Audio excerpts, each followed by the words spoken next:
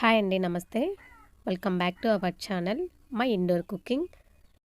ముందుగా అందరికీ తెలుగు సంవత్సరాది శుభకృత్నామ సంవత్సర ఉగాది శుభాకాంక్షలు.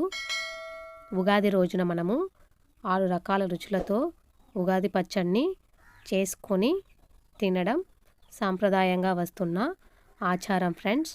ఈరోజు మనము ఈ వీడియోలో ఇంట్లో ఉగాది పచ్చడిని ఎలా చేసుకోవాలో చూసేద్దాం. దీనికోసం నేను వేప పువ్వుని, మామిడికాయల్ని, ఉప్పుని, బెల్లంని, చింతపండుని, కారంని తీసుకున్నాను. ఈ చింతకాయలు మా ఇంట్లో చెట్టుకి బాగా పండిన చింతకాయల్ని నేను తీసుకున్నాను. ఇప్పుడు ఈ చింతకాయల పైన పెచ్చుని మనము నీట్గా తీసేసుకొని ఇలా ఒక బౌల్లో వేసుకుందాము. మీరు కావాలంటే చింతపండుని కూడా యాడ్ చేసుకోవచ్చు. ఇప్పుడు ఇందులో వాటర్ని యాడ్ చేసుకొని ఈ చింతపండుని ఈ వాటర్లో మనము కాసేపు బాగా నానబెట్టుకుందాము. ఇప్పుడు ఒక మామిడికాయని తీసుకొని ఈ మామిడికాయ పైన ఉన్న స్కిన్ని లైట్గా మనము పీల్ చేసుకుందాం.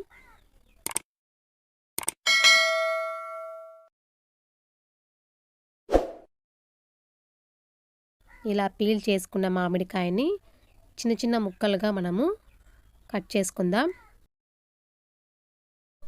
ఇలా కట్ చేసుకున్న మామిడికాయ ముక్కల్ని వేరొక బౌల్లోకి తీసుకుందాము. ఇప్పుడు ఇందులో వేప పువ్వుని కూడా యాడ్ చేసుకుందాం.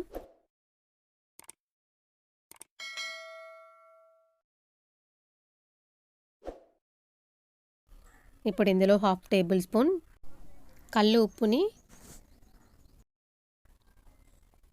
1/2 టేబుల్ స్పూన్ కారాన్ని యాడ్ చేసుకుందాం. ఈ ఉగాది పచ్చడికి మెజర్మెంట్స్ అనేటి ఏమీ లేవు ఫ్రెండ్స్.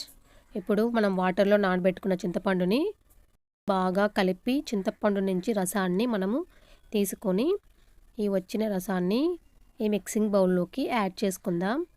నేను ఇలా 2 సార్లు చింతపండు నుంచి రసాన్ని తీసి 2 టైమ్స్ వాటర్ని ఇందులో యాడ్ చేశాను.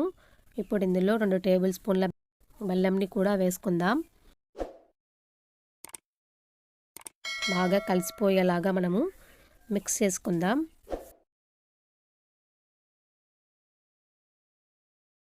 అంతే ఫ్రెండ్స్, ఎంతో సింపుల్గా అండ్ ఈజీగా ఉగాది రోజున 6 రకాల రుచులతో చేసుకునే ఉగాది పచ్చడి రెడీ అయిపోయింది friends.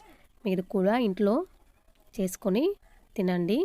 Thank you friends. Thank you for watching this video.